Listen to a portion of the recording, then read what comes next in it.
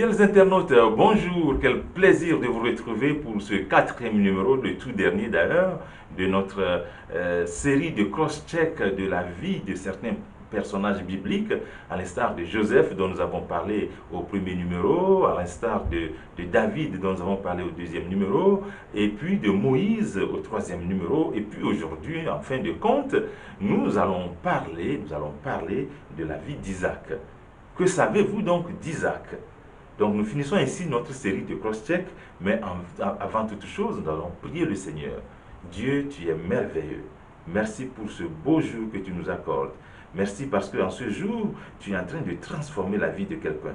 Parce qu'en ce jour, tu es en train de façonner la vie de quelqu'un. Tu es en train de propulser quelqu'un dans le couloir de sa destinée. Merci pour ta présence glorieuse. Amen, amen, amen. Alors donc, nous finissons aujourd'hui cette série de cross-check en parlant d'Isaac. Comme Isaac, je vais vous dire quelque chose d'entrée de jeu, comme Isaac, n'abandonnez pas vos rêves. Je vous le conseille. Comme Isaac, n'abandonnez pas vos rêves. Un des faits marquants de la Bible, justement, c'est l'histoire d'Isaac. Même si on se limite souvent à parler de David, à parler de Joseph, à parler de Moïse, l'histoire d'Isaac est une histoire formidable.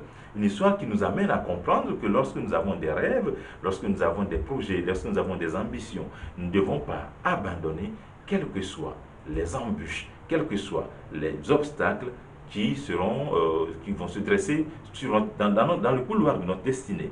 Parce que justement, lorsque vous abandonnez vos rêves, vous donnez la joie au cœur de l'ennemi. Il sera content parce qu'il se dira, voilà ce que je voulais, il a abandonné. Vous aussi, n'abandonnez pas vos rêves, comme Isaac a refusé d'abandonner ses rêves, il a continué à agir jusqu'à Rehoboth. Alors justement, lorsque Isaac était encore sous le toit du roi Abimelech, il n'avait apparemment aucun problème. Lorsqu'il était sous le toit du roi Abimelech, il n'avait apparemment aucun problème. Mais ces problèmes, ces ennuis ont commencé, les persécutions ont commencé quand il a commencé lui aussi à prospérer, quand il a commencé à grandir, quand il a commencé à devenir riche, quand il a commencé à gagner du terrain. Et justement, c'est en ce moment que Abimelech et ses hommes forts se sont levés pour se dresser contre Isaac, pour en vouloir à la vie d'Isaac. Le monde est cruel. Avez-vous remarqué que les gens autour de vous cessent de vous aimer, cessent de vous apprécier quand vous commencez à rêver et quand vous commencez à réaliser vos rêves? L'avez-vous remarqué? Mais vous, n'abandonnez pas vos rêves. Avancez dans le couloir de votre destinée. Avancez dans le projet que vous avez fait. Avancez dans ce projet de voyage, dans ce projet de commerce, d'entrepreneuriat, dans ce projet d'études. Avancez dans ce projet professionnel. Et vous verrez, Dieu sera de votre côté, il est déjà de votre côté. J'ai une histoire témoin pour vous montrer comment les gens peuvent vous détester lorsque votre vie change. Pendant que nous étions encore enfants dans notre village, il y avait un monsieur très pauvre, malheureux, qui passait son temps à mendier et à faire des corvées de toutes sortes pour que les gens puissent lui donner le reste de leur nourriture. Il passait son temps à aller de maison en maison pour faire des corvées d'eau, pour faire des corvées de je ne sais pas quoi, pour aller chercher des fagots de bois. En tout cas, lui, il passait son temps à faire cela pour pouvoir juste trouver des miettes à manger. Et curieusement, il semblait être une personne bien aimée de tous, donc, pour qui tout le monde s'apitoyait, etc. Mais un jour, des humanitaires qui passaient par là ont ciblé ce monsieur malheureux et pauvre et ont commencé à lui apporter de l'assistance. Et justement, sa vie a commencé à changer et progressivement, il commence à mener une vie normale comme tout le monde. Mais tenez-vous bien, ceux qui étaient auparavant, pour lui, en tout cas apparemment, qui étaient pour lui, ont changé radicalement et ont commencé à détester ce monsieur parce que sa vie a commencé à changer aussi. Mais vous, quelle que soit la colère de l'ennemi, quel que soit le rejet, gardez la foi et continuez dans vos rêves. N'abandonnez pas vos rêves comme ce fut le cas pour Isaac.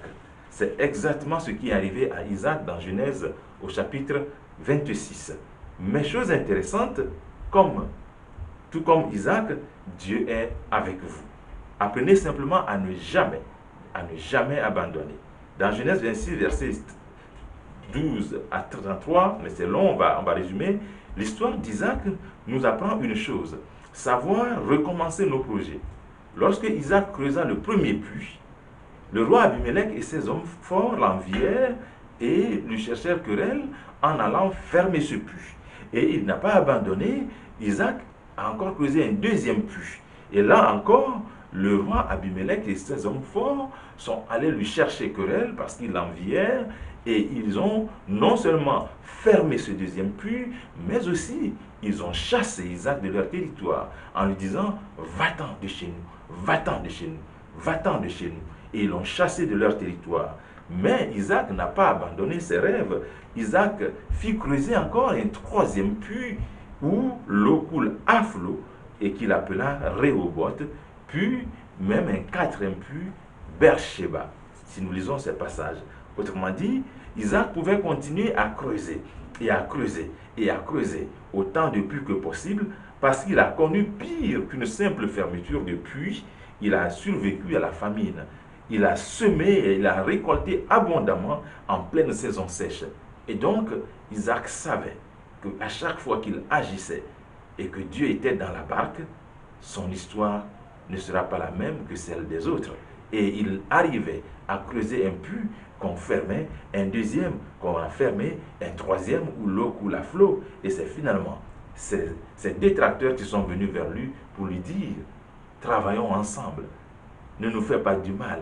Voyez-vous, tout comme Isaac, vous aussi, vous allez rencontrer des tribulations, vous allez rencontrer des embûches, des obstacles, des envies, des calomnies, des injures, en tout cas, tous les problèmes possibles, des persécutions.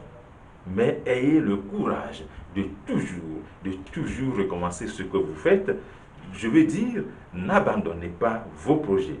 Qui vous a dit que la prochaine fois, qui vous a dit que la prochaine fois, qui vous a dit que la énième fois ne sera pas la bonne? À très bientôt sur Christ chez vous Web TV.